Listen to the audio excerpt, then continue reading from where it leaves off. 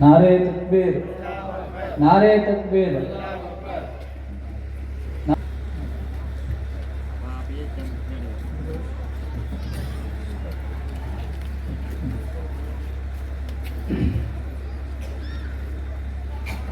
अल्हम्दुलिल्लाह,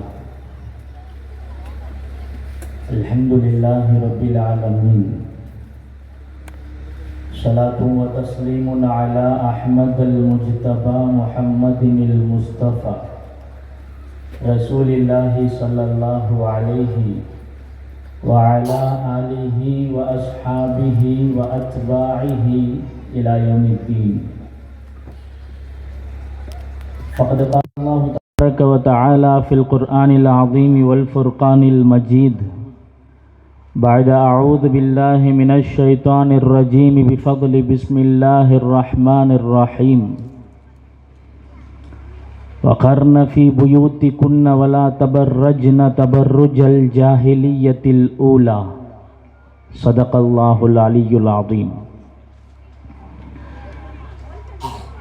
सर्व புகழும் ஏக வல்லோன் அல்லாஹ் ஒருவனுக்கே உரித்தாகட்டுமாக.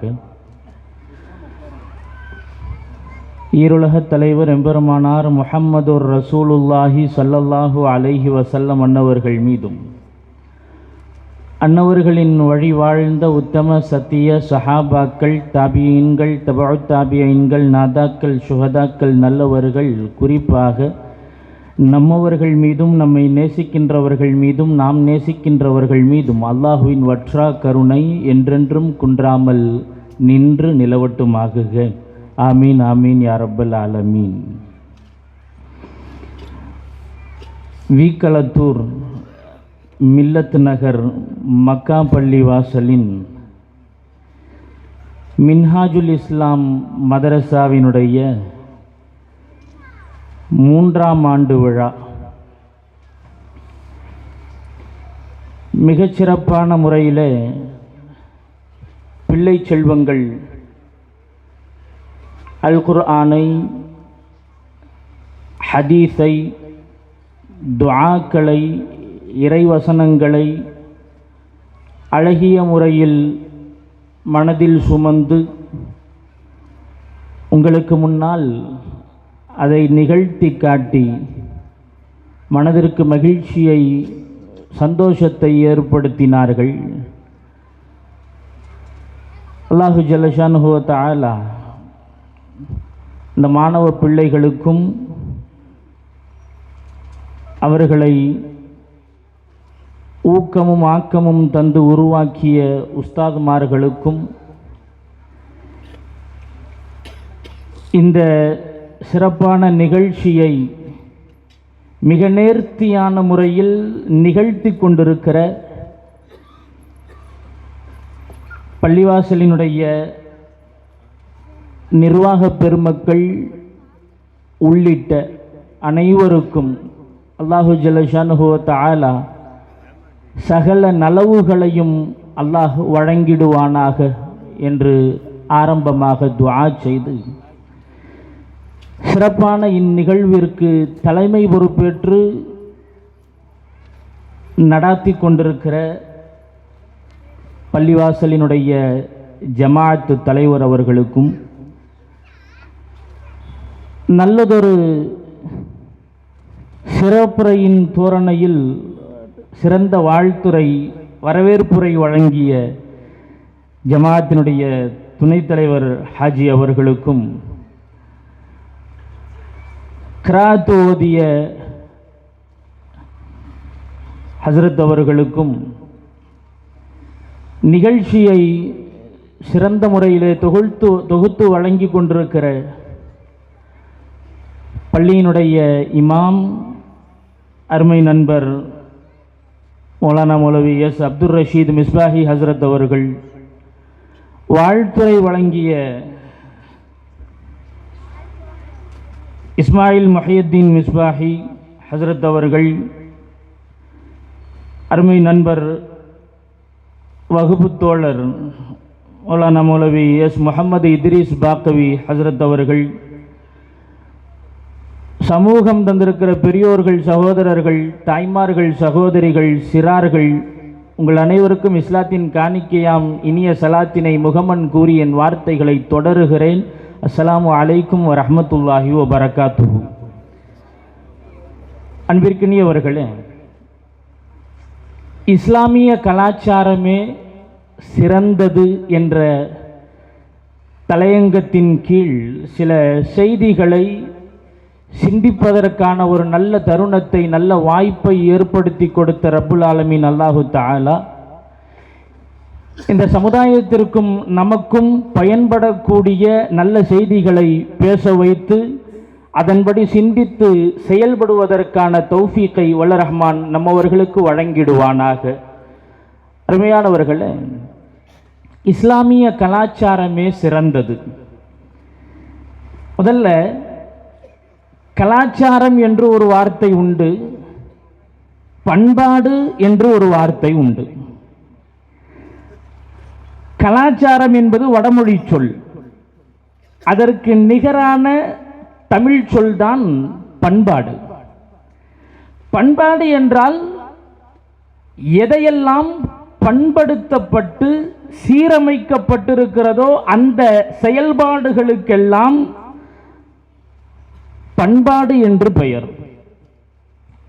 மனிதர்கள் எப்படி எப்படியோ வாழ்ந்தார்கள், இப்படி வாழக்கூடாது, இப்படித்தான் வாழ வேண்டும் என்ற சீரமைப்பை செய்து பண்படுத்தப்பட்ட வாழ்க்கை முறைக்கு பெயர்தான் பண்பாடு. தமிழறிஞர் பாவாணர் கூட பண்பாட்டிற்கு இந்த விளக்கத்தை தான் தருகிறார். பண்பாடு என்றால் திருந்திய ஒழுக்கம், சீரமைக்கப்பட்ட ஒழுக்கத்திற்கு பெயர் பண்பாடு. ஆக பண்பாடு கலாச்சாரம் கிட்டத்தட்ட ரெண்டுமே ஒண்ணுதான். அது வடமொழி வார்த்தை, இது தமிழ் வார்த்தை, இரண்டும் ஒன்று. இஸ்லாமிய கலாச்சாரம், இஸ்லாமிய பண்பாடு தான் ஆகச்சிறந்த பண்பாடாக, ஆகச்சிறந்த கலாச்சாரமாக இருக்கிறது என்பதை நம்மில் ஒவ்வொருவரும் உணர்ந்தவர்களாகவே இருக்கிறோம். அதை பேச வேண்டிய, இஸ்லாமிய கலாச்சாரத்தை பற்றி பேச வேண்டிய, நம்முடைய மனதில் ஆழமாக வேரூன்றி பதிய வைக்கப்பட வேண்டிய காலத்தின் தேவையும் கட்டாயமும் இப்போது இருக்கிறது என்கிற காரணத்தினால் இது காலத்திற்கு ஏற்ற தலைப்பு, காலத்திற்கு ஏற்ற சிந்தனை. நான் ஏன் இதை காலத்திற்கு ஏற்ற, காலத்தினுடைய கட்டாயம்னு சொல்றேன்னா, ஒரு சில தினங்களுக்கு முன்னால் நீங்கள் ஊடகங்களின் வழியாக கேள்விப்பட்டிருக்கலாம், செய்திகளிலே படித்திருக்கலாம். உத்தரகாண்ட் மாநிலத்திலே யூனிஃபார்ம் சிவில் கோடு, இந்த நாட்டில் ஒரே சட்டத்தை அமல்படுத்த வேண்டும் என்கிற குரல், அது நீண்ட காலமாக கொஞ்சம் ஓரசாரமாக ஒலித்து கொண்டிருந்த குரல், சில காலத்திற்கு முன்னால் கொஞ்சம் வேகம் எடுத்து இப்போது முதன் மாநிலமாக உத்தரகாண்ட் மாநிலத்தில் யூனிஃபார்ம் சிவில் கோடு, பொது சிவில் சட்ட மசோதாவை அவர்கள் நிறைவேற்றி இருக்கிறார்கள். பொது சிவில் சட்டம், எல்லோருக்கும் ஒரே சட்டம். இந்தியாவில் இருக்கக்கூடிய எல்லாருக்குமே ஒரே சட்டம். இது கேட்பதற்கு மிகச்சிறந்த ஒரு நல்ல ஒரு முடிவாக நமக்கு தெரியுது. எல்லாருக்கும் ஒரே சட்டங்கிறது நல்லது தானே. எல்லாருக்குமே ஒரே சட்டம்ங்கிறது அது நல்ல வரவேற்க வேண்டிய விஷயம். இதை யாருமே எதிர்க்க முடியாது. அது பணக்காரனா இருந்தாலும் சரி, ஏழையா இருந்தாலும் சரி, படித்தவனா இருந்தாலும் சரி, படிக்காதவனா இருந்தாலும் சரி, செல்வாக்கு இருக்கிறவனா இருந்தாலும் சரி, இல்லாதவனா இருந்தாலும் சரி, எல்லாருக்கும் ஒரே சட்டம் அப்படின்னா வரவேற்கலாம். ஆனால் யூனிஃபார்ம் சிவில் கோடு, பொது சிவில் சட்டம் என்ற பெயரிலே அவர்கள் கொண்டு வருகிற முறைகளை, விதங்களை நாம் பார்க்கிறோம். ஒரு பத்திரிகையில் செய்தி வெளியிட்டிருக்கிறாங்க. இந்த பொது சிவில் சட்டத்தினுடைய மசோதாவின் சில முக்கியமான சிறப்பம்சங்கள், முக்கியமான சில சிறப்பம்சங்கள் என்ன என்பதை அவர்கள் பட்டியலிடுகிறார்கள். நீங்க கொஞ்சம் நல்ல கவனிங்க. அந்த உத்தரகாண்ட் மாநிலத்தில் அமல்படுத்தப்பட்டிருக்கிற தாக்கல் செய்யப்பட்டிருக்கக்கூடிய பொது சிவில் சட்டத்தினுடைய நிறைய வரையறைகள் உண்டு. அதில் ஒரு சிலது இந்தியாவில் இருக்கக்கூடிய குறிப்பாக அந்த மாநிலத்தில் அமல்படுத்த தாக்கல் செய்யப்பட்டிருக்கிறதுனால உத்தரகாண்டில் இருக்கக்கூடிய யாரும் எந்த ஒருவரும் ஒன்றுக்கு மேற்பட்ட திருமணம் செய்வது என்பது தடை விதிக்கப்படுகிறது. ஒன்றுக்கு மேற்பட்ட திருமணம் செய்யக்கூடாது. பலதார மனம் இதற்கு அனுமதி கிடையாது. இது ரத்து செய்யப்படுகிறது, தடை செய்யப்படுகிறது. இது ஃபர்ஸ்ட். இரண்டாவது, ஹலாலா முறை தடை செய்யப்படுகிறது. ஹலாலா முறைன்னா என்ன? இஸ்லாத்தில் தலாக்கிற்கான ஒரு வரைமுறை உண்டு. ஒருத்தர் ஒரு முறை கணவன் மனைவிக்கு இடையில பிரச்சனை, ஒரு தடவை தலாக் சொன்னார் அப்படின்னு சொன்னால் மீண்டும் அந்த மனைவியை திரும்ப மீட்டிக் கொள்வதற்கான உரிமை இருக்கிறது, அனுமதி இருக்கிறது. இரண்டாவது முறையும் தலாக் சொன்னார் என்றால் மீட்டிக் கொள்வதற்கு அனுமதி இருக்கிறது. மூன்றாவது முறை தலாக் சொல்லிவிட்டால் அந்த பெண் இவரை பொறுத்தவரையில் ஹராமாகிவிடுகிறார். இனிமேல் இவருடன் சேர்ந்து வாழ்வதற்கான அனுமதி கிடையாது. மூணாவது முறை தலாக் சொல்லிட்டா. மீண்டும் சேர்ந்து வாழணும்னா என்ன மார்க்கம் சொல்லுகிற சட்டம் என்னன்னா, வேறொரு நபரை திருமணம் முடித்து அவருடன் வாழ்ந்து அந்த மன வாழ்க்கையிலிருந்து விடுபட்டதற்கு பிறகுதான், அவர் தலாக் சொன்னதுக்கு பிறகுதான் இந்த முதல் கணவரோடு சேர்ந்து வாழ முடியும். இது இஸ்லாம் சொல்லுகிற சட்டம். இதற்குத்தான் ஹலாலா முறை என்று பெயர். இந்த முறை ரத்து செய்யப்படுகிறது. அப்படின்னா என்ன? இந்த நாட்டில் மாநிலத்தில் 3 தடவை ஒருவர் தலாக் சொன்னாலும் கூட மறுபடியும் அந்த பெண்ணை மனைவியாக மீட்டிக் கொள்ளலாம், சேர்ந்து வாழலாம். இந்த இடையில இன்னொரு திருமணம் செய்யணும் அந்த தேவையெல்லாம் இல்லை. நீங்க ஒவ்வொன்றையும் கொஞ்சம் நல்லா கூர்ந்து கவனிங்க. இந்த ஹலாலா முறை என்பதை இது நமக்கு கேட்கறதுக்கு வேணும்னா கொஞ்சம் கடுசா தெரியலாம். என்னது, 3வது தடவை தலாக் சொல்லிட்டா வேறொரு கணவரை திருமணம் செய்து அவர் தலாக் சொன்னதுக்கு பிறகுதான் இவரை நிக்காஹ் செய்யணும் அப்படின்னு சொன்னா கேட்பதற்கு கொஞ்சம் கடுமையாக தெரியலாம். ஆனால் இஸ்லாம் இந்த சட்டத்தை இவ்வளவு கடுமைப்படுத்தி இருப்பதற்கு காரணம் என்னன்னா, தலாக் என்பது விளையாட்டு பொருள் அல்ல. தலாக் என்பது வெறுமனே விளையாடுவதற்கான விஷயம் அல்ல. மார்க்கத்தை பொறுத்தவரை, இஸ்லாத்தை பொறுத்தவரை திருமண வாழ்க்கை என்பது மிக மிக முக்கியமானது. மிக மிக முக்கியமானது. திருமண வாழ்க்கையை இஸ்லாம் மிக முக்கியமானதாக பார்க்கிறது, கருதுகிறது. இந்த 1 தலாக்கு 2 தலாக்கு 3 தலாக்குங்கிற பேச்செல்லாம் ஏன் வந்துச்சு அப்படின்னா, ஆரம்ப காலத்தில் இஸ்லாம் நபி ஸல்லல்லாஹு அலைஹி வஸல்லம் அவர்களினுடைய நபித்துவத்திற்கு முன்பதாக அந்த அரபகத்தில் தலாக்கு சொல்லக்கூடிய முறை எப்படி இருந்துச்சு தெரியுமா? இன்னைக்கு நாம் 1, 2, 3 எல்லாம் படிக்கிறோமே, அந்த கணக்கெல்லாம் அங்கே கிடையவே கிடையாது. அது என்ன சும்மா கஞ்சத்தனமாக 1, 2, 3 அடிச்சு விடுவான். நீ 1000 தலாக்கு போடி அம்மா வீட்டுக்கு அப்படின்ட்டு, நீ 1000 தலாக்கு ஓடு அம்மா வீட்டுக்கு. அடுத்து மறுபடியும் 1000 தலாக்குன்னு சொல்லிட்டு மீண்டும் இவருக்கு கோபம் தணிஞ்ச உடனே போறது, சரி சரி நான் உன்னை மன்னிச்சுட்டேன் வா, மனைவியாகவே மறுபடியும் வந்துருவாங்க.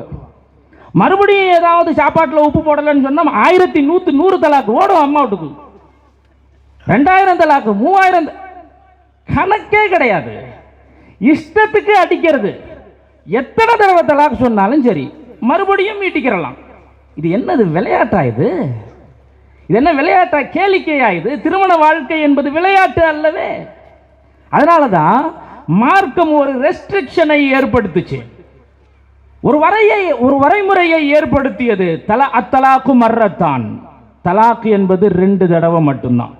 உனக்கு பிரச்சனையா, சேர்ந்து வாழ முடியாத அளவுக்கான நிர்பந்தம் ஏற்படுதா, 1 தடவை தலாக் சொல்லு, 1 தடவை தலாக் சொல்லு. அதற்கு பிறகு நிலைமை சுமூகமானால் மனைவியாக மறுபடியும் மீட்டிக் கொள்ளலாம். 2வது தடவையும் தலாக் சொல்றதுக்கு மார்க்கத்தில் அனுமதி இருக்குது. அது என்ன 1 தடவை மட்டும் பத்தாதா, 2வது தடவை வேற ஏன் அப்படின்னு சொன்னா, இந்த தமிழ்ல சொல்லுவோம்ல, நல்ல மாட்டுக்கு 1 சூடு அப்படிம்போம். நல்ல மாட்டுக்கு ஒரு சூடு. ஆனால் சில அடி மாடுகள் இருக்கு, அடி மாட்டுக்கு ஒரு சூடுலாம் பத்தாது, கொஞ்சம் அடுத்து இன்னொரு கட்டமும் தேவைப்படும். சில பேர் அந்த ஒரு தடவையிலேயே ஒரு பக்குவம் பெற்றுவிட முடியாது, திருந்து விட மாட்டார்கள், மறுபடியும் பிரச்சனை பிரச்சனை பிரச்சனைன்னே போகும். அதனால் ஒரு தடவை தலாக் சொன்னியா மீண்டும் நிலைமை சுமூகமானால் மீட்டிக்கொள், மறுபடியும் பிரச்சனை, ரெண்டாவது முறை தலாக் சொல்வதற்கு அனுமதி இருக்குது. ரெண்டாவது தடவை தலாக் சொன்னாலும் மீண்டும் அவளை மனைவியாகவே மீட்டிக்கொள்வதற்கு மார்க்கம் அனுமதிக்குது. ஆனால் மூணாவது தடவை நீ தலாக்குங்கிறத யோசிக்க கூட கூடாது, நீ தலாக்குங்கிறத யோசிக்க கூட கூடாது. ஏன்? மூணாவது தடவை அந்த வார்த்தையை சொன்ன முடிஞ்சு போச்சு, அத்தோட நீ மறந்துட வேண்டியதான். அப்படி மீறி சேர்ந்து வாழணும்னு விருப்பப்பட்டா மார்க்கத்தினுடைய சட்டம் இதுதான், இதை ஃபாலோ பண்ணித்தான் ஆகணும். இன்னொரு கணவனை மணந்து அந்த மனத்திலிருந்து திருமணத்திலிருந்து விடுபட்டதற்கு பிறகுதான் நீங்க சேர்ந்து வாழ முடியும். இதை ஒரு சராசரி மனிதனால ஏற்க முடியுமா? இதை ஒரு மனிதனால ஏற்க முடியுமா? அல்லாஹ் இந்த சட்டத்தை சொல்வதற்கான காரணம், ஏற்படுத்தியதற்கான காரணம் என்னன்னா, தலாக்குங்கிறது விளையாட்டு அல்ல. ஒரு தடவை சொன்னியா முடிச்சிடணும், அதோட அடுத்து மனைவியாக மீட்டிக்கொண்டால் இனிமே தலாக்குங்கிற பக்கமே போகக்கூடாது. சரி, வேற வழி இல்லை, நிர்பந்தம், ரெண்டாவது தடவையும் தலாக்கு சொன்ன, மறுபடியும் பிரச்சனை சரியாச்சு மீட்டிக்கிட்ட, மூணாவது தடவை அந்த யோசனைக்கே போயிடக்கூடாது, அதோட ஸ்டாப் பண்ணிடணும். இந்த வரையறைக்காக வேண்டிதான் ஹலாலா முறையை மார்க்கம் நமக்கு சொல்லுகிறது. ஆனால் இன்னைக்கு அந்த இதை யூனிஃபார்ம் சிவில் கோடு என்கிற பெயரிலே ஹலாலா முறை நீக்கப்படுகிறது, ரத்து செய்யப்படுகிறது. இன்னொன்று, அடுத்து தலாக்கு விவாகரத்து என்றால், டிவோர்ஸ் என்றால் கோர்ட்டுக்கு போய் தான் எதா இருந்தாலும் ஃபைசலா பண்ணணும், கோர்ட்டுக்கு போய் தான் எதா இருந்தாலும் முடிவு எடுத்துக்கிறணும். இன்னைக்கு நடைமுறையில் இருக்கிறது என்ன? நாம அரசு காசிகள் அப்படின்னு சொல்லிட்டு சில பேர் இருப்பாங்க, ஒவ்வொரு மாவட்ட வாரியாக அரசு காசிகள் இருக்கிறாங்க. அவங்க இஸ்லாமிய சட்டத்தை அறிந்து வைத்திருக்கக்கூடிய நீதிபதிகள். பிரச்சனை அப்படின்னு போகும்போது தம்பதிகளுக்கு மத்தியிலே மார்க்கம் சொல்லக்கூடிய தீர்வு என்னவோ அதன்படி தீர்ப்பு வழங்கக்கூடியவர்கள். அவங்கள்ட்ட நாம வழக்க கொண்டு போவோம். முடிந்தவரை இணக்கமான சூழ்நிலையை ஏற்படுத்துவதற்கு என்ன வழின்னு பார்ப்பாங்க, சேர்ந்து வாழச் செய்வதற்கு என்ன வழி. அந்த காசிகளிடத்துல போய் வழக்கு தொடுத்து அதுக்கான தீர்வை நாம இப்போ வாங்கிக்கிட்டு இருக்கிறோம். இந்த முறையை மாற்றணும். எதா இருந்தாலும் கோர்ட்டுக்கு வரணும், எதா இருந்தாலும் கோர்ட்டுக்கு வரணும். இதையெல்லாம் யோசிச்சு பார்த்தா அவர்களினுடைய குறி முழுக்க முழுக்க அவர்களுடைய நோக்கம் இஸ்லாமிய கலாச்சாரத்தை, இஸ்லாமிய பண்பாட்டை கொஞ்சம் கொஞ்சமாக தகர்க்க வேண்டும் என்பதில் ரொம்ப கண்ணும் கருத்துமா இருக்கிறாங்க. அவர்களுடைய கண்ணை உறுத்துவது நம் கலாச்சாரம் தான். நம்முடைய கலாச்சாரம் அவர்களால் இருப்பு கொள்ள முடியல. இதென்ன இந்த மாதிரி எல்லாம் வகுத்து வச்சிருக்கிறாங்களே, நாம வேற ஒரு பக்கம் ரூட்டு போட்டா இவங்க வேற ஒரு ரூட்ல போயிட்டு இருக்கிறாங்களே, எப்படியாவது நான் தடுத்து நிறுத்தி ஆகணுமே. நைட்டு பகலா யோசிக்கிறான், ராப்பகலா யோசிச்சு என்ன செய்யலாம் அப்படின்னு யோசிச்சு ரூம் போட்டு யோசிச்சு இந்த முடிவை எல்லாம் அறிவிச்சிருக்கிறானோ. நான் இதுக்கு மேல ஒன்று சொல்றேன், சிரிப்பு வந்தா மனசுக்குள்ளேயே சிரிச்சுக்கிறேங்க. என்னன்னா, இந்த திருமணம் செய்து கொள்ளாமலேயே சேர்ந்து வாழக்கூடிய ஆணும் பெண்ணும், இந்த லிவிங் டுகெதர்னு சொல்லுவான், அதுக்கு பேர் வச்சிருக்கிறான் லிவிங் டுகெதர். அவன் கல்யாணம்லாம் பண்ணிக்க மாட்டான், ஆனால் சேர்ந்து வாழுவான். அது எப்படி? அது என்ன, ஆடு மாடுலாம் கல்யாணமா பண்ணுது? ஆடு மாடுக்கெல்லாம் யாரு தாலி எடுத்து கொடுக்குறா? ஆடு மாடுக்கெல்லாம் யாரு குத்துபா ஓதுறா? அந்த மாதிரி லிவிங் டுகெதர்னு ஒன்று வச்சிருக்கிறான். அதுல அப்படி திருமண உறவே இல்லாமல் யாரோ எவரோ பிடிச்சு போச்சு, ரெண்டு பேரும் சேர்ந்து வாழ்றாங்க, ஒரே வீட்டில் வாழ்றாங்க. அந்த உறவை, அந்த உறவுக்கு அங்கீகாரம் கொடுப்பது இந்த யூனிஃபார்ம் சிவில் கோடினுடைய, நல்ல கவனிங்க, முக்கிய சிறப்பம்சங்களில் ஒன்று. முக்கிய சிறப்பம்சங்களில் ஒன்று இந்த திருமணம் ஆகாமல் லிவிங் டுகெதர், அந்த உறவு முறையில் இருப்பவர்களுக்கு அங்கீகாரம் வழங்குவது. இப்ப என்னன்னா, இதுக்கு முன்னாடி இருந்ததை எல்லாம் மாத்திட்டு இப்ப புதிய கலாச்சாரம் என்று ஒன்றை எழுதுகிறார்கள். கலாச்சாரம்னா பண்பாடுன்னா அதானே.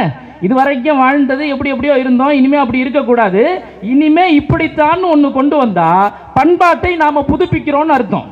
அதான அர்த்தம். கலாச்சாரத்தை நாம புதுப்பிக்கிறோம்னு அர்த்தம். இனிமே கலாச்சாரங்கிறது இப்படித்தான் இருக்கும், கலாச்சாரம் என்பது இப்படித்தான் இருக்கும்.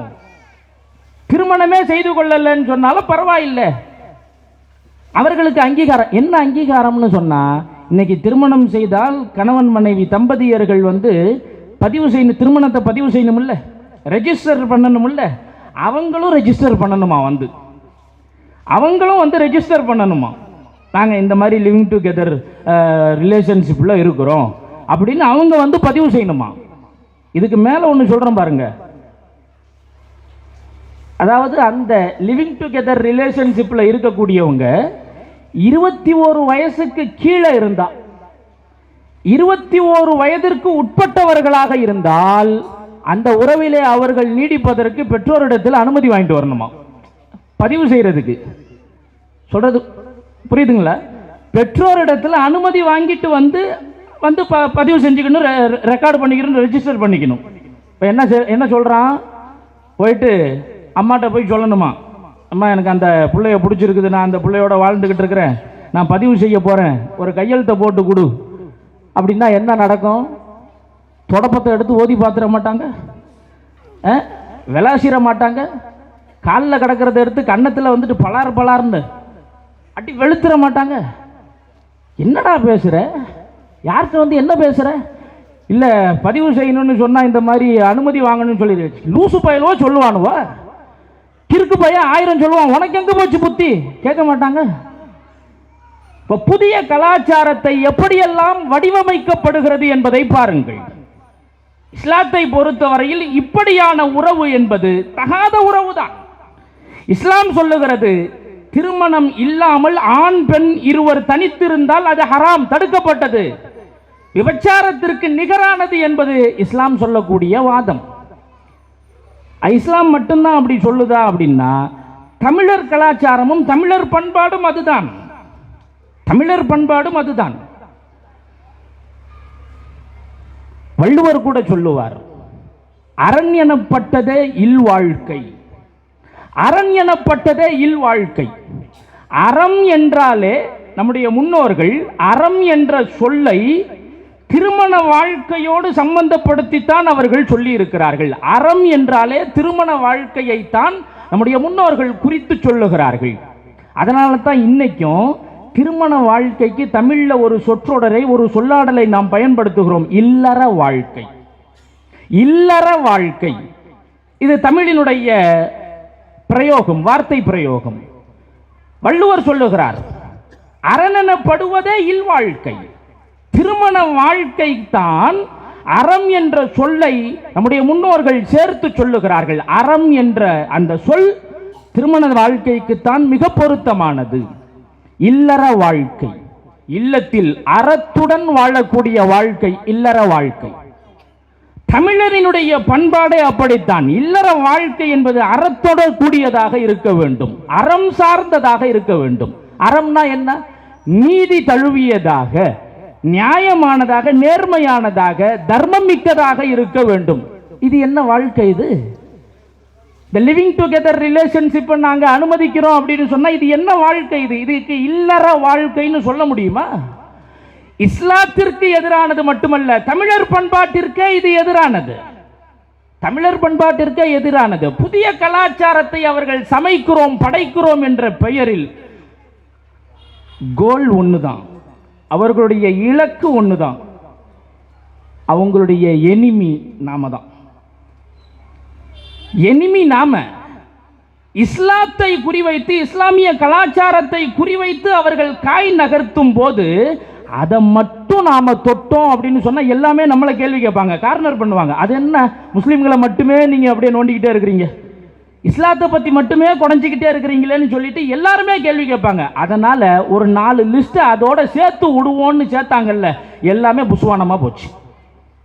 ஆனால் இதை அறிவு சார்ந்த கூட்டம் அமர்ந்து இதை செய்து கொண்டிருக்கிறார்கள் என்பதுதான் கேலிக்கூத்தான விஷயம். இப்படியாக சிவில் கோடு என்கிற பெயரிலே, யூனிஃபார்ம் சிவில் கோடு என்கிற பெயரிலே கலாச்சாரம், புதிய கலாச்சாரம் என்கிற பெயரிலே அனாச்சாரங்களை அறிமுகப்படுத்துகிற, அனாச்சாரங்களை கலாச்சாரமாக விதைக்கிற இந்த காலம். இப்போ இதையெல்லாம் பார்த்தா இதில் ஏதாவது கலாச்சாரம் மாதிரி நம்மளால் ஏற்க முடியுதா? கலாச்சாரம் மாதிரி தெரியுதா? இதெல்லாம் படிக்கும்போது ஏதாவது கலாச்சாரம் மாதிரி நமக்கு உணர்வு வருதா? இதை நாம் கேட்டால், ஏங்க இதெல்லாம் கலாச்சாரமாங்க அப்படின்னு கேட்டால் என்ன சொல்லுவான்? இதை கலாச்சாரம்னு ஏற்றுக்கிட்டா தான் இந்தியன், இல்லைன்னா ஆன்டி இந்தியன்பான், அங்கிள் இந்தியன்பான், இல்லைன்னா தேச துரோகிம்பான். இந்த ஒரு நேரத்தில் எல்லாம் ஒரு நோட்டீஸ் ஒன்று ஜெராக்ஸ் அடித்து நம்ம வாங்கணும்னு நினச்சிருக்க கூட மாட்டோம், கையில் கொடுத்துட்டு போயிடுவான். ஒரு நோட்டீஸ் ஒன்று வாங்கி பார்த்தா தான் தெரியும், இதை 15 பேருக்கு பிரிண்ட் எடுத்து கொடுக்கவும், ஜெராக்ஸ் எடுத்து கொடுக்கவும் 1 மணி நேரத்தில் நல்ல செய்தி வரும், கீழே போட்டேன்னு சொன்னால் ரத்தம் கக்கி சாவ அப்படின்னு எழுதியிருப்பான். கீழே போட்டால் ரத்தம் கக்கி சாவேன்னு எழுதியிருப்பான். அதை வாங்கி வச்சுக்கிட்டு பல பேர் அந்த நேரத்தில் ஆலிம் சாக்கள்கிட்டலாம் வந்து, அஜரத் இதுக்கு என்ன சட்டம், கீழே கீழே போட்டால் ஏதாவது உயிருக்கு ஆபத்து வந்துருமோ, இப்படி தெரிஞ்சவங்கள்லாம் உண்டு. இப்போ என்னதான் செய்கிறது? இதெல்லாம் என்ன அறிவுபூர்வமாகவா இருக்குது? நம்புனா நம்பு, நல்ல செய்தி வரும், இல்லைன்னா ரத்தம் கக்கி சாவேங்கிற அந்த காமெடி கதை இருக்குது இல்லை? அதான் இது கலாச்சாரம்னு நீ நம்பு, அப்போ நீ இந்தியன் இல்லையா? ஆன்டி இந்தியன் போ. நகைப்பான விஷயங்களை நாட்டிலே விதைத்து கொண்டிருக்கிற இந்த சூழலில் கலாச்சாரம் என்கிற பெயரில் அனாச்சாரங்களை புதுமையாக காட்டிக் கொண்டிருக்கிற இந்த காலத்தில் நம் கலாச்சாரம் எது என்பதை நம்முடைய உள்ளத்திலே வேரூன்றுவதும் இந்த உலகத்திற்கு உரக்கச் சொல்வதும் நம்முடைய கடமை. இஸ்லாமிய கலாச்சாரத்தை போல ஒரு ஆகச் சிறந்த கலாச்சாரம் இந்த உலகத்தில் கிடையாது, இந்த உலகத்திலே கிடையாது. இன்னொரு விஷயத்தை நீங்க கவனிச்சீங்க அப்படின்னு சொன்னா, தாய்மார்கள், அருமை சகோதரிகள் கவனிக்க வேண்டும். அவர்களினுடைய எல்லா அந்த சிறப்பு அம்சங்கள்னு சொல்றாங்கல்ல, படிச்சா சிரிப்பு அம்சம் மாதிரி தான் இருக்கும், ஆனா பேரு சிறப்பு அம்சம். அதை படிச்சு பார்த்தா பெண்களுக்கு தாய்மார்களை அவர்கள் மையப்படுத்தியே ஒவ்வொரு விஷயத்தையும் கொண்டு வருவாங்க. மகளிரை மையப்படுத்தி ஹலாலா கூடாது அப்படின்னு சொன்னா பெண்களினுடைய வாக்கு வங்கியை மொத்தமாக கொள்ளையடிக்கலாம், மொத்தமாக சுரண்டலாம். ஹலாலா இன்னொரு திருமணம் செஞ்சுட்டு தான் வரணும் அப்படின்னு சொன்னால் பெண்களுக்கு அது ரொம்ப கஷ்டமாக இருக்கும். இப்போ பார்த்தீங்களா, உங்களுக்கு நாங்கள் எப்படிப்பட்ட சலுகையை செஞ்சு கொடுத்துருக்குறோம் பார்த்தீங்களா? எந்த கஷ்டத்துலேருந்து நாங்கள் உங்களை வெளியே கொண்டு வந்திருக்கிறோம் பார்த்தீங்களா? இப்போ பெண்களை மையப்படுத்தியே எல்லா விஷயங்களையும் காய்களையும் நகர்த்துவது இது அவங்களுடைய ஒரு ட்ரெண்டு. அது ட்ரெண்டு. ஒரு நேரம்னு வரும்போது மகளிருக்கு ரொம்ப முக்கியத்துவம் கொடுப்பாங்க, ஏன்னா அடுத்து எலெக்ஷன் அந்த இதெல்லாம் வரும்போது. பெண்கள் சார்ந்து நம்முடைய கலாச்சாரத்தை குறித்து நாம் மிகுந்த தெளிவோடும் மிகுந்த உறுதிப்பாட்டோடும் நாம் இருக்க வேண்டும். பெண்கள் விஷயத்தில் நம்முடைய மார்க்கம் என்ன, கலாச்சாரம் என்ன என்பதை தாய்மார்கள், சகோதரிகள் மனதில் ஆழமாக வேரூன்ற வைக்க வேண்டும். நம்முடைய கலாச்சாரம் என்ன? இன்றைக்கு கலாச்சாரம் என்ற பெயரிலே யார் யாரோ எதையோ சொல்வதையெல்லாம் கொஞ்சம் நாம் கேட்டு, ஓ இதுதான் கல்ச்சரோ என்று யோசிக்கக்கூடிய நிலையில நாம இருந்திடக்கூட. நம்முடைய கலாச்சாரம் என்ன? அல்லாஹ் சொல்லுகிறான்,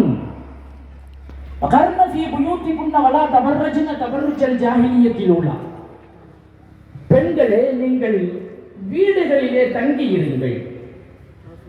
அறியாமை காலத்தில் பெண்கள் ஊர்களிலே சுற்றி வந்ததை போல, தாய்மார்கள், சகோதரிகள் நன்றாக கவனிக்கணும், அறியாமை காலத்தில் பெண்கள் ஊர்களிலே சுற்றி வந்ததை போல நீங்கள் சுற்றி வர வேண்டாம், சுற்றி கொண்டிருக்க வேண்டாம். அல்லாஹ் சொல்றான். இதுல ஒரு வார்த்தை வலா தபர்ரஜ்ன என்று அல்லாஹ் பயன்படுத்துகிறான். தபர்ருஜ் என்றால் என்ன? ஜமக்ஷரி இமாம் அவர்கள் சொல்லுகிறார்கள், தபர்ருஜ் அப்படின்னு சொன்னா தன்னை அலங்கரித்துக் கொண்டு தன் அலங்காரம் பிறர் பார்வைக்கு தெரிய வேண்டும், மற்றவங்க நம்மளை பார்த்து ரொம்ப அழகா இருக்கிறாங்களே என்று நினைக்க வேண்டும் என்ற வகையில் பிறருக்கு தன் அலங்காரத்தை வெளிப்படுத்துவது. இதுக்கு பேர் தான் தபர்ருஜ். இந்த நிலையில் நீங்கள் வெளியிலே சுற்றி கொண்டிருக்க வேண்டாம். இது அறியாமை காலத்திலே இருந்த பெண்களினுடைய செயல்முறை. அவர்களுடைய பழக்கம், அந்த பழக்க வழக்கம் உங்களிடத்தில் இருக்கக்கூடாது என்று அல்லாஹ் சொல்லுகிறான். இந்த தபர்ருஜி என்ற வகையில் நம்முடைய அறிஞர்கள் ஒரு 4 விஷயங்களை நமக்கு வகுத்து சொல்லுகிறார்கள். தாய்மார்கள், சகோதரிகள் கவனத்திற்கு ஒரு 4 விஷயங்கள். இந்த 4 விஷயம் நம்மள்கிட்ட இருந்துச்சு அப்படின்னு சொன்ன இந்த 4மே ஒரு வகையான மிஸ்டேக் தான், ஒரு மைனஸ் பாயிண்ட் தான். இந்த 4ல் ஏதாவது ஒன்று நம்மள்கிட்ட இருந்துச்சு அப்படின்னு சொன்னால் இன்ஷால்லா நாம் இப்போலேருந்து மாற்றிக்கிடுவோம். இல்லை அந்த 4 மிஸ்டேக்குமே என்கிட்ட இல்லை அப்படின்னு சொன்னால் அதை ஒரு செய்தியாக மட்டும் கேட்டுட்டு விட்டுருவோம். அது என்ன 4 விஷயம் அப்படின்னா, தபர்ருஜி அப்படின்னு சொன்னால் முதல்ல அலங்கரித்துக் கொள்வதன் மோகமும், தன்னை அலங்கரித்துக் கொள்வதில் அளவில்லாத மோகமும், அந்த அலங்காரத்தை பிறர் பார்க்க வேண்டும் என்பதில் அளவில்லாத மோகம். 2 விஷயம். ஒன்று, அலங்காரம் செய்துக்கிறோம், மேக்கப் போடணுங்கிறதுலையும் ரொம்ப ஆர்வம். அந்த மேக்கப்பை மற்றவங்க பார்த்து ஆஹா ரொம்ப அழகா இருக்கிறாங்களேன்னு சொல்லணும், பாராட்டு கிடைக்கணும். இதுலையும் இந்த தபர்ருஜுங்கிறதுக்குள்ள இது வருது. அறியாமை காலத்து பெண்களினுடைய பழக்கம் என்று அல்லாஹ் எதை சொல்லுகிறானோ இமாம்கள் வகுத்து சொல்லுகிறார்கள். வலா தபர்ரஜ்னு அல்லாஹ் சொல்றான்ல, அது என்னன்னா ஓவர் மேக்கப், அந்த அலங்கரித்தலின் மீது உள்ள மோகம் இன்னைக்கு இருக்குதா இல்லையா? ஒரு பிள்ளை அன்னைக்கு அம்மாட்ட சொல்லுது, அம்மா பவுடர் காலி ஆயிடுச்சு, நான் எப்படி ஸ்கூலுக்கு போறது அப்படின்னு. புரியுதுங்களா? பவுடர் காலி ஆயிடுச்சு, நான் எப்படி ஸ்கூலுக்கு போவேன் அப்படி. பவுடர் காலி ஆகுறதுக்கும் ஸ்கூலுக்கு போறதுக்கும் என்ன சம்பந்தம் அப்படின்னா என்ன? பவுடர் போட்டுக்கிட்டு கேஸை கொஞ்சம் நல்லா வந்துட்டு அலங்கரிச்சுக்கிட்டு இப்படி இருந்தால் தான் கொஞ்சம் நல்லா ஃப்ரெஷ்ஷாக ஸ்கூலுக்கு போகணும். அந்த அலங்கார மோகம் பிள்ளைகள் வரை நாம் கொண்டு போய் சேர்த்திருக்கிறோம். அலங்கார மோகம் என்பது அது இருக்கக்கூடாது. அப்படின்னா என்ன? பெண்கள் அலங்கரித்துக் கொள்ளவே கூடாதா? அப்படி இல்லை. அலங்கரித்துக் கொள்ளக்கூடாது என்பது அல்ல. பெண்களுக்கு அலங்கரித்துக் கொள்வதில் ஒரு வகையான ஈடுபாடு, அலங்கரித்துக் கொள்வது என்பது பெண்களுக்கு இயல்பாகவே பிடித்த ஒன்று, அது மறுக்க முடியாது. மார்க்கம் அதை தடுக்கவும் இல்லை. அலங்கரித்துக் கொள்ளலாம், ஆனால் அந்த அலங்காரம் என்பது அந்நியர்களுக்காக வேண்டி இருக்கக்கூடாது. இதுதான் அளவுகோல். அந்நியர்களுக்காக, அந்நியர்களின் பார்வையில், வெளியிலே வரும்போது அந்நியர்களின் பார்வையில் நாம் அழகாக தெரிய வேண்டும் என்கிற அந்த எண்ணம் நம்முடைய உள்ளத்தில் இருக்கக்கூடாது. மற்றபடி அலங்கரித்துக் கொள்ளலாமா என்றால் தாராளமாக அலங்கரித்துக் கொள்ளலாம். மார்க்கம் அலங்கரிக்கத்தான் சொல்கிறது, அலங்கரிக்க சொல்கிறது. உமாமத் இப்னுல் ஹாரிஸ் ரலியல்லாஹு அன்ஹா, அவங்க மகளுக்கு நிக்காஹ் முடிச்சு கொடுத்துட்டு பிள்ளைக்கு அவங்க செய்யற ஒரு அட்வைஸ் என்ன அப்படின்னு சொன்னா, உன் கணவரின் கண்ணுக்கு உன்னை விட வேறு எந்த பெண்ணும் அழகாக தெரியக்கூடாது. உன் கணவரின் கண்ணுக்கு உன்னை விட வேறு யாரும் அழகாக தெரியக்கூடாது அப்படின்றாங்க. அப்படின்னா என்ன அர்த்தம்? உன் கணவருக்காக வேண்டி அவர் முன்னால் அலங்கரித்துக் கொள்வதும் உன்னை அழகுபடுத்திக் கொள்வதும் வேண்டும். மார்க்கமே அதைத்தான் சொல்லுகிறது. பெண்கள் அலங்கரித்துக் கொள்ள வேண்டும். அது அடுத்தவர்களுக்காக வேண்டி என்று இல்லாமல் தன் கணவருக்காக என்று அந்த வரையறைக்குள் நின்றால் அது ஆகுமானது சிறந்தது. கணவரின் பார்வைக்காக அல்லது வீட்டிலே இருக்கக்கூடிய அத்தா, அம்மா, அண்ணன், உறவுகள், உடன்பிறந்தவர்களினுடைய பார்வைக்கு முன்னால் அலங்காரமாக இருப்பது எந்த விதமான தவறும் கிடையாது. ஆனா இன்னைக்கு நிறைய வழக்குகள், கணவன் மனைவிக்கு இடையிலே உள்ள வழக்குகள்ல நிறைய பிரச்சனைகள் சொல்லப்பட்டாலும் அதுல ஒரு பிரச்சனை, ஒரு பாயிண்டாக வைக்கப்படுறது என்ன அப்படின்னு சொன்னா, கணவர் சொல்றாரு, வீட்டில் போய் பார்த்தா வீட்டுக்காரியா வேலைக்காரியான்னு வித்தியாசம் தெரியாத அளவுக்கு இருக்கிறாங்க அப்படின்னு. அந்த பிரச்சனையில காசிட்ட வந்து பேசும்போது வர்ற பாயிண்ட்ல ஒண்ணு மனைவியை பத்தி சொல்றாரு. வீட்டுக்கு போய் பார்த்தா வீட்டுக்காரியா வேலைக்காரியான்னு வித்தியாசம் தெரியாத அளவுக்கு இருக்கிறாங்க. அந்த பக்கம் இருந்து அந்த அம்மா சொல்லுது, அவர் மட்டும் என்ன வீட்டுக்காரா தோட்டக்காராங்கிற வித்தியாசம் தெரியாம தான் இருக்கிறாரு. அது ஒரு பக்கம் ஓடும். என்னன்னா கணவருக்காக வேண்டி அலங்கரித்துக் கொள்வது என்பது மார்க்கத்திலே அனுமதிக்கப்பட்ட ஒன்று. சொல்ல போனால் மார்க்கம் அதை செய்ய சொல்லுகிறது. அபூதர்தா ரலியல்லாஹு அன்ஹு அவங்க வீட்டுக்கு சல்மான் ஃபாரிசி ரலியல்லாஹு அன்ஹு வர்றாங்க. வந்து பார்த்தா அபூதர்தா ரலியல்லாஹு அன்ஹுடைய மனைவி இருக்கிறாங்க.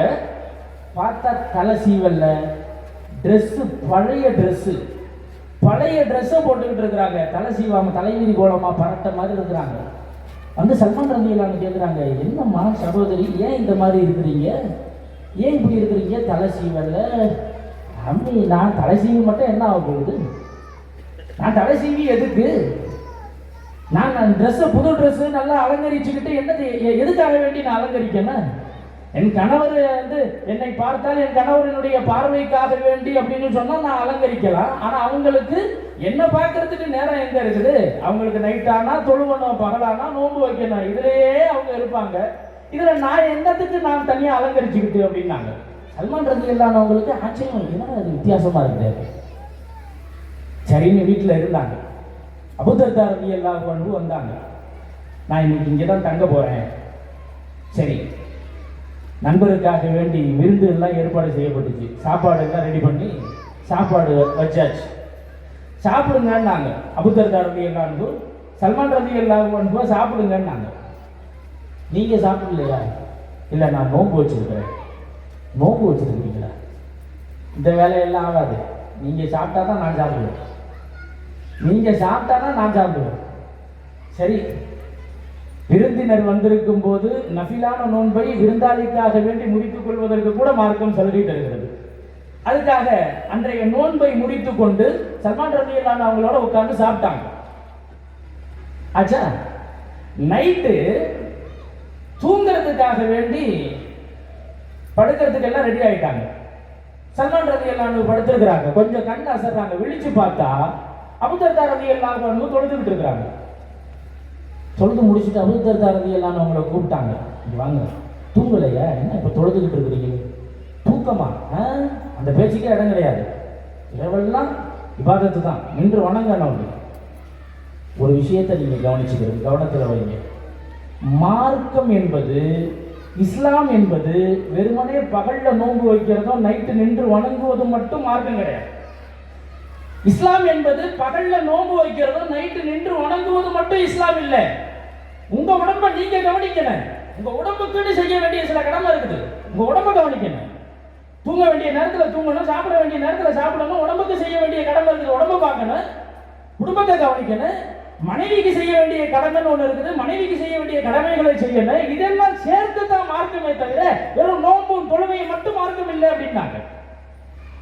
வெறும் தொழுவதும் நோன்பு வைக்கிறது மட்டும் மார்க்கம் கிடையாது அப்படின்னு.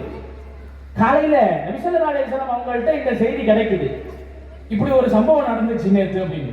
நபி ஸல்லல்லாஹு அலைஹி வஸல்லம் அவங்க சொன்னாங்க, சதக சல்மான், சல்மான் சரியாக சொன்னார், சல்மான் கரெக்டா பேசியிருக்கிறாங்க. நபி ஸல்லல்லாஹு அலைஹி வஸல்லம் அவங்க சொல்றாங்க, மார்க்கம் என்பது வெறும் வணங்குவது மட்டுமல்ல, தனக்கென சில கடமைகள், தன் குடும்பத்திற்கென சில கடமைகள், மனைவிக்கென, பிள்ளைகளுக்கென, தன்னை பெற்றவர்களுக்கென அனைத்தும் சேர்ந்ததுதான் மார்க்கம்.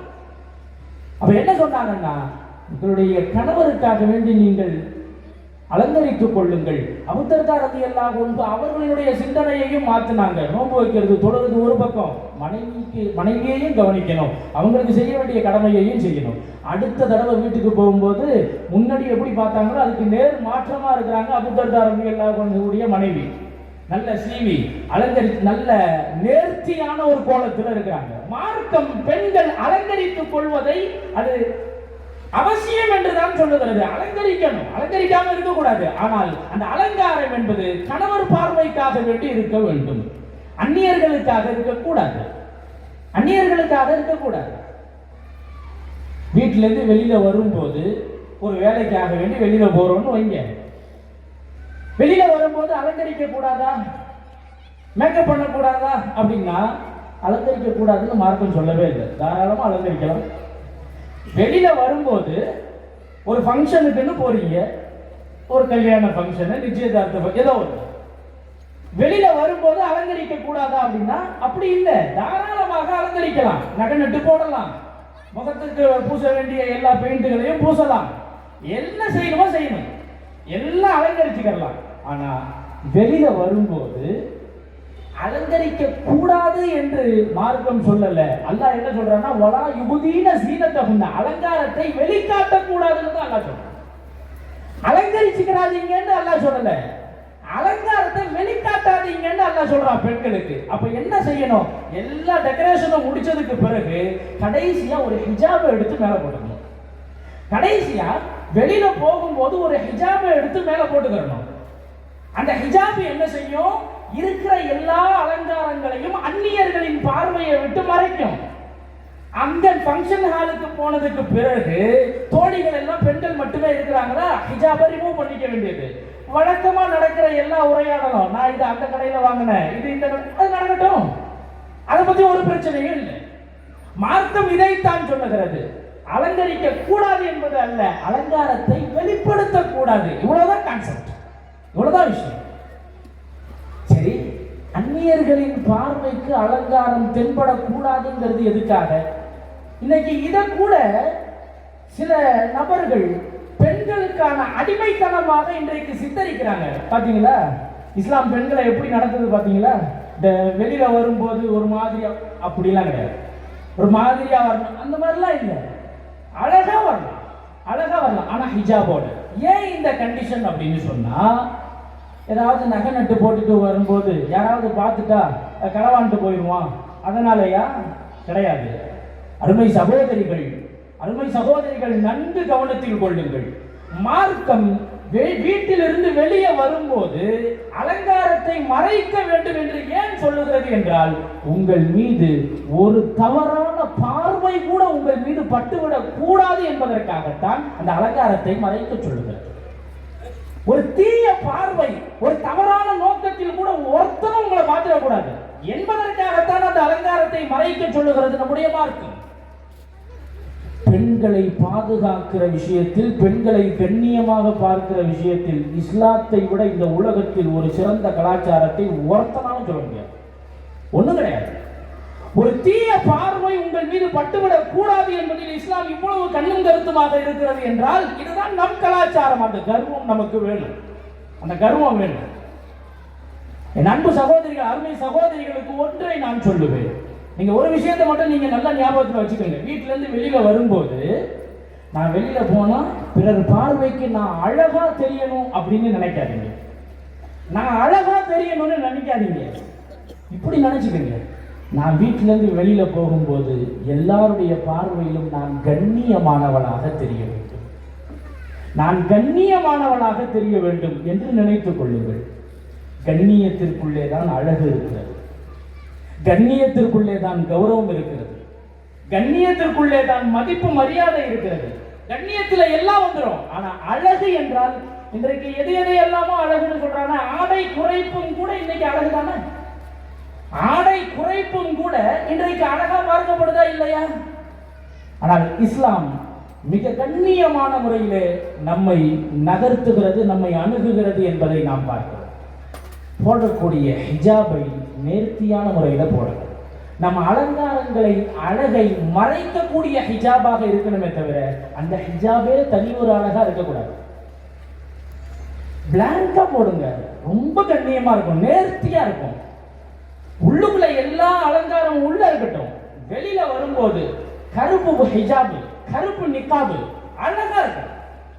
அடுத்தவர் பார்வைக்கு நாம் அழகாக ஏன் தெரிய வேண்டும்? தேவையே கிடையாது. இவ்வளவு ஆகச்சிறந்த கலாச்சாரத்தை நம்முடைய மார்க்கம் நமக்கு சொல்லித் தருகிறது. அப்ப நம்முடைய அலங்காரத்தை பிறர் பார்வைக்கு தெரிய வேண்டும் என்ற எண்ணம் நம்மள்கிட்ட இருக்கக்கூடாது. இது ஒண்ணு. இப்பதான் ஒன்னே முடியுதான்னு ஆச்சரியப்படாதீங்க, சீக்கிரம் முடிச்சு. இரண்டாவதாக, அணியக்கூடிய அந்த ஹிஜாபை இறுக்கமாக அணிவது, அதுவும் மார்க்கத்திலே தடுக்கப்பட்ட ஒன்று. இதெல்லாம் நம்மள்கிட்ட இருக்காது, இருந்தா மாத்திக்கிற போறோம். இறுக்கமான ஹிஜாபை அணிவது இதுவும் கூடாது, இதுவும் அந்த தபர்ருஜுக்குள்ள வரும்.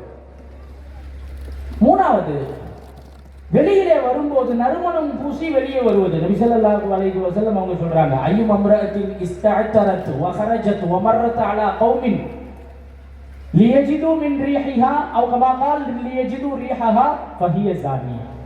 அப்படியே அவங்க சொல்றாங்க, எந்த ஒரு பெண் வீட்டிலேருந்து வெளியே வரும்போது அத்தர் போட்டுக்கிட்டு வெளியில வந்து 4 பேருக்கு இந்த நறுமணம் இந்த நல்ல வாசனை வந்துட்டு 4 பேர் மூக்க தொலைக்கணும், ஆஹா அப்படின்னு மூக்கு மேல விரல் வைக்கணும்னு யார் நினைக்கிறாளோ, எந்த ஒரு பெண்மணி அப்படி நினைப்பாளோ அவள் எண்ணத்தின் அளவில் நடத்தை கெட்டவள் என்றார்கள் நபி ஸல்லல்லாஹு அலைஹி வஸல்லம்.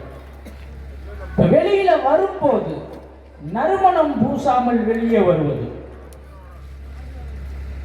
நறுமணம் பூசுவதுன்னா நோக்கம் என்னன்னா 4 பேர் இந்த வாசனையை நுகர்ந்து ஆச்சரியப்படணும், நம் பக்கம் நம்பால் கவனம் இருக்கணும் என்ற அந்த எண்ணத்தின் காரணத்தினால் நபி அவர்கள் சொன்னார்கள். 3வது விஷயம் அத்தர் போடுறது. 4வது குறைந்த குரலில் பேசுவது. மார்க்கம் இதையும் சொல்லுகிறது, வலா தஹ்லான பில் கவுல். அந்நியர்களிடத்திலே பேசுகிற போது குறைந்த குரலில் பேசாதீர்கள். பொதுவாகவே பெண்களினுடைய குரலிலே ஒரு நளினம் இருக்கும், ஒரு மெல்லிய உணர்வு இருக்கும். அந்நியர்களிடத்திலே பேசுகிற போது குறைவான குரலிலே பேசாதீங்க, ரொம்ப போல்டா பேசுங்கன்னு மார்க்கம் சொல்லுது. போல்டா பேசுங்க, ஏன்னா எல்லாருடைய எண்ணமும் ஒரே போன்று இருக்காது. கேட்கக்கூடியவனுடைய எண்ணம் எல்லோருடைய எண்ணமும் ஒரு மாதிரியே இருக்காது. பேசுனா நீங்க போல்டா பேசுங்க. நம்முடைய மார்க்கத்தை பொறுத்தவரையில் ஆகச்சிறந்த கலாச்சாரத்தை நமக்கு வகுத்து கொடுக்கிறது. இந்த கலாச்சாரத்தை பின்பற்றுவதன் மூலமாக முழுக்க முழுக்க நம்மை கண்ணியம் மட்டுமே வந்து சாரும். கண்ணியம் மட்டுமே வந்து சாரும். அருமையானவர்கள், இந்த 4 விஷயங்கள் தாய்மார்கள் பிள்ளைகளுக்கு சொல்லிக் கொடுக்க வேண்டும், அதை வலியுறுத்தி சொல்ல வேண்டும். பெற்றோர்களும் கூட நம்முடைய பிள்ளைகள் வெளியிலே செல்லுகிற போது அழகா போகணும்னு நினைக்கக்கூடாது, கண்ணியமா போகணும்னு நினைத்து அவர்களுக்கான ஆடைகளை நேர்த்தியாக செய்து கொடுக்க வேண்டியது பெற்றோர்களினுடைய கடமை. பெற்றோரினுடைய கடமை. இன்னைக்கு நம்ம பிள்ளைக்கு தானே செய்யறோம் அப்படின்ட்டு வகை வகையான புர்காக்கள். ஒன்றை நாம் கவனத்தில் கொள்ள வேண்டும், என்றைக்கு நாம புர்கா கடையில போயிட்டு அம்பரல்லா புர்கா இருக்குதா, டிசைன் புர்கா இருக்குதா, இந்த கருங்கல்ல செங்கல் வச்ச புர்கா இருக்குதான்னு என்னைக்கு நாம கேட்டோமோ அன்னைக்கே ஹிஜாபுடைய விஷயத்துல நாம தப்பு பண்ணிட்டோம். அன்னைக்கே ஹிஜாபுடைய விஷயத்துல நாம தப்பு பண்ணிட்டோம். அந்த தவறை நாம் சரி செய்து நம் கலாச்சாரத்தை மிகுந்த கௌரவத்தோடு பேணி அதன்படி நடக்க வேண்டிய காலத்தின் கட்டாயத்தில் நாம் இருக்கிறோம். காரணம், நம்மை பார்த்து இந்த உலகம் பாடம் படிக்க வேண்டும். நம்மை பார்த்து இந்த உலகம் பாடம் படிக்க வேண்டும். இருந்தா இப்படிதான் இருக்கணும் அப்படின்னு மற்றவங்களை பார்த்து நாம படிக்கிறதுக்கு ஒண்ணுமே கிடையாது. நம்ம மார்க்கத்துல எதையாவது சொல்லி கொடுக்கப்படலை அப்படின்னு சொன்னா மற்றவங்களை பார்க்கலாம். எல்லாம் இருக்குது, எல்லாம் இருக்குது, A to Z. மற்றவர்கள் உங்களை பார்த்து பாடம் படிக்க வேண்டும். நாம் மற்றவர்களை பார்த்து எதையுமே கற்றுக்கொள்ள வேண்டிய அவசியமோ அந்த கதியில் நாம் இல்லை என்பதை நாம் புரிந்து கொள்ள வேண்டும். என்ன உங்களை பெண்கள் பயானத்துனா கூப்பிட்டாங்க, ஒரே எங்களை பத்தியே பேசிக்கிட்டே இருக்கிறீங்க. இன்றைக்கு இருக்கக்கூடிய இந்த நவீன கலாச்சாரம் என்ற பெயரில் வரக்கூடிய அனாச்சாரங்கள் எல்லாம் மகளிரை மையப்படுத்துவதால் சொல்லுகிறேன். தாய்மார்கள், சகோதரிகள், நம் மார்க்கம் நமக்கு எதை போதிக்கிறதோ அந்த கலாச்சாரத்தின் விஷயத்தில், அந்த பண்பாட்டின் விஷயத்தில் மிகுந்த கவனத்தோடு இருக்க வேண்டும். அல்லாஹ் அப்படிப்பட்ட உறுதியான ஈமானை அல்லாஹ் நம்முடைய பெண்களிடத்தில் அல்லாஹ் தந்தருள் பாலிப்பானாக. அதே போல இன்றைக்கு நம் சமுதாயத்தில், நம் சமுதாய தலைவர்களாக இருக்கட்டும், பெரியவர்களாக இருக்கட்டும், அல்லது பெற்றோர்களாக இருக்கட்டும், எல்லோரிடத்திலும் மிகைத்து நிற்கிற ஒரு பெரிய கவலை நம் சமுதாயத்தினுடைய சில இளைஞர்கள் குறித்து அவர்களினுடைய போக்கு குறித்த ஒரு கவலை ஒரு பெரிய விஷயமாக இன்னைக்கு நிற்கிறது. இளைஞர்களினுடைய போக்கு, அவர்களுடைய லைஃப் ஸ்டைல் மிகுந்த கவலையோடு அணுகக்கூடிய வகையில் மாறி இருப்பதை வருங்காலத்தில் ஒரு பெரிய பாதிப்பாக அமைந்து விடுமோ என்கிற ஒரு பெரும் அச்ச உணர்வை ஏற்படுத்துகிறது. இளைய சமுதாயத்திடத்திலே இருக்கிற, நமக்குள்ள பேசிக்கிறதுனால ஒண்ணும் இல்லை, நம்முடைய மார்க்கம் எப்படிப்பட்ட கலாச்சாரத்தை இந்த மண்ணுக்கு, இந்த உலகத்திற்கு கற்பித்தது என்றால், மதுவோ போதையோ இல்லாத மண்ணாக உலகாக இந்த உலகை மாற்றி அமைக்க வேண்டும் என்பதுதான் இஸ்லாமிய கலாச்சாரத்தின் இலக்கு. அப்படி மாற்றி அமைத்தார்கள் நபி ஸல்லல்லாஹு அலைஹி வஸல்லம் மதீனா நகரத்தை, அரபகத்தை. மதுவினுடைய வாடை இல்லாத, நான் இதை மிகைப்படுத்தி சொல்லல, மதுவினுடைய வாடை அது என்ன வாடை இல்லாத, மிகைப்படுத்தி சொல்லல, உண்மை. மது ஹராமாக்கப்பட்ட போது மதுவை தெருக்களில் வீதிகளிலே அவர்கள் சேகரித்து வைத்திருந்த மதுபானங்களை எல்லாம் ஊத்துனாங்கிறது நமக்கு தெரியும். அதுக்கு அடுத்து நடந்தது என்னன்னா, நபி ஸல்லல்லாஹு அலைஹி வஸல்லம் அவங்க ஒரு ஆர்டர் போட்டிருந்தாங்க. என்ன ஆர்டர் தெரியுமா? இது நாள் வரையிலும் எந்தெந்த பாத்திரங்களில் எல்லாம் அவர்கள் மதுவை அருந்திக் கொண்டிருந்தார்களோ, எந்தெந்த பாத்திரங்களில் எல்லாம் அவர்கள் அந்த மதுபானத்தை குடித்துக் கொண்டிருந்தார்களோ, அந்த பாத்திரங்களை எல்லாம் பயன்படுத்துவதற்கு தடை போட்டார்கள் நபி ஸல்லல்லாஹு அலைஹி வஸல்லம். அந்த பாத்திரத்தையே யூஸ் பண்ணக்கூடாதுன்னு நாங்கள், அந்த பாத்திரத்தையே யூஸ் பண்ணக்கூடாது. ஏன்னா திடீர்னு அதை எடுக்கும்போது அந்த பழைய ஞாபகம்லாம் உள்ளுக்குள்ள வந்தால் அவன் சைத்தான் கிளறி விட்டுருவான். இந்த வேலையெல்லாம் அவன் சரியா பார்ப்பான்ல. அதனால அந்த பாத்திரங்களையே யூஸ் பண்ணக்கூடாதுன்னு தடை போட்டாங்க. ஒரு நேரம் வந்துச்சு, இனிமே இவங்களை சைத்தானே வந்தாலும் மாற்ற முடியாதுன்னு ஒரு நிலைமை வந்துச்சு. இனிமே நீங்க அந்த பாத்திரங்களை எல்லாம் யூஸ் பண்ணுங்க, நாங்க எனக்கு சொல்லலாம்.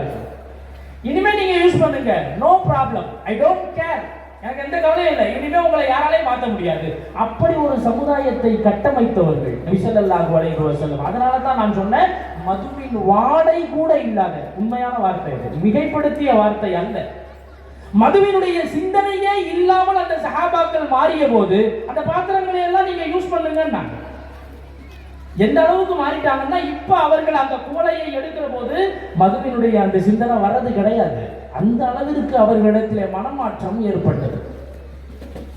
இன்றைக்கு இளைய தலைமுறையிடத்தில், இளைய தலைமுறை சகோதரர்களிடத்தில், இது பொதுவான குற்றச்சாட்டு அல்ல, ஒரு சில பேர், நான் இங்கன்னு சொல்லல, பெரும்பாலும் பரவலாக எல்லோரிடத்திலும் பெரியவர்கள் பெற்றோர்களிடத்தில் இருக்கக்கூடிய கவலையத்தை நான் இங்கே இல்லை, பொதுவாக இளைய தலைமுறைக்கு இன்றைக்கு பெருமக்கள் சொல்லக்கூடிய செய்தி, நம் கலாச்சாரத்தின் பக்கம் அதை கர்வத்தோடு கடைபிடிப்பதற்கு விரைந்து வாருங்கள் என்ற செய்தியைத்தான் பெருமக்கள் இளைய தலைமுறைக்கு சொல்லுகிறார்கள்.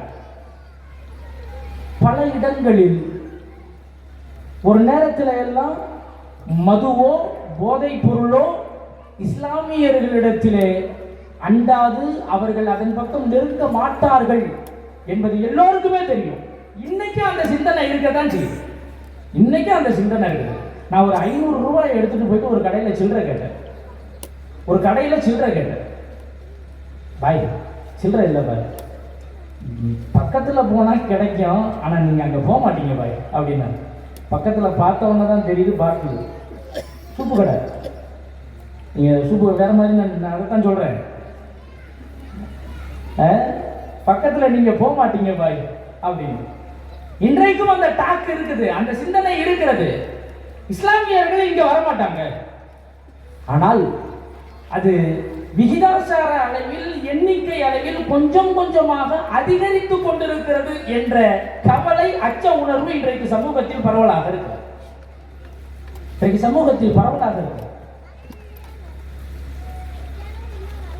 நிறைய பேர் பெரும் கவலை கொண்டு இதை பெரிய அச்ச உணர்வோடு அணுகுகிற சூழலில் இன்றைக்கு நாம் இருக்கிறோம் என்பதை இளைய தலைமுறை பிள்ளைகள் அறிந்து கொள்ள வேண்டும். உஸ்மான் ரலியல்லாஹு அன்ஹு அவங்க, சஹாபாக்கள் எல்லாம் ஒரு காலத்துல மடா குடிகாரர்கள் தான். சஹாபாக்கள் பெரும்பாலானவர்கள் நிறைய குடிச்சவங்க தான். ஆனால் அந்த தடைக்கு பிறகு அப்படியே மாறினாங்க. ஆனால் மது ஹராமாக்கப்படாத காலத்திலேயே உஸ்மான் ரலியல்லாஹு அன்ஹு அவர்கள் மதுவினுடைய வாடையை கூட நுகராமல் இருந்தவர்.